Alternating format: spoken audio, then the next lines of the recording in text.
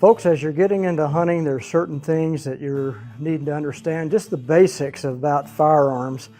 They're all pretty similar. They have a combustion going on with the powder that sets it off and sets a projectile or BBs out the end of a barrel.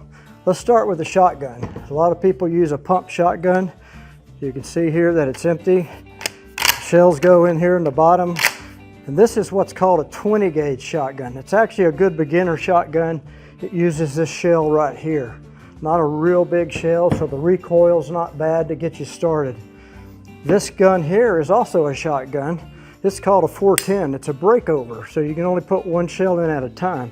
And you can see the difference in the shell. Let me show you that real quick.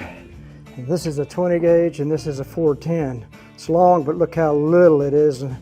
And they make them bigger. You go up to 12 gauge, you can go up to a 10 gauge, and these get bigger and they got a lot more recoil for like waterfowl that are way high. So those are some things about shotguns. Your basic rifle that a lot of you are going to start with is what we call a bolt action rifle. Just simple, has a bolt here. There's nothing in here. I always check that when you're working with around a gun. The bullets go into the magazine here. You can put 5 bullets, counting the one that's in the chamber. The chamber is where the bullet is able to go off, and the magazine is where they're stored. And you put that forward like that, and then you're able to put it up to your shoulder, side end your rifle and shoot. So these are great guns to start with. The bolt action, generally I'll leave them open if somebody's around so you know it can't go off if that bolt's open. If you're going out to buy these guns, your first gun's going to cost you new anywhere from $250 up to over $500, again according to the quality you want to spend. And the same on the rifles. And your scope optics are in addition to that.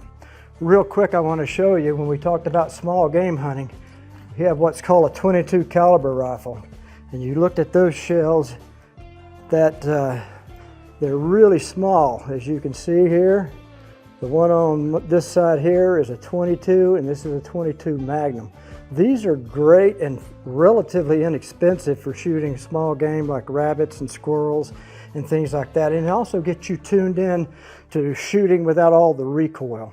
So real quick before we leave, I just show you the shells for the high-powered rifle. This is the shell that goes in this rifle. You can see that it's got all the powders in here. It's got a primer here that goes off, and then this bullet goes out.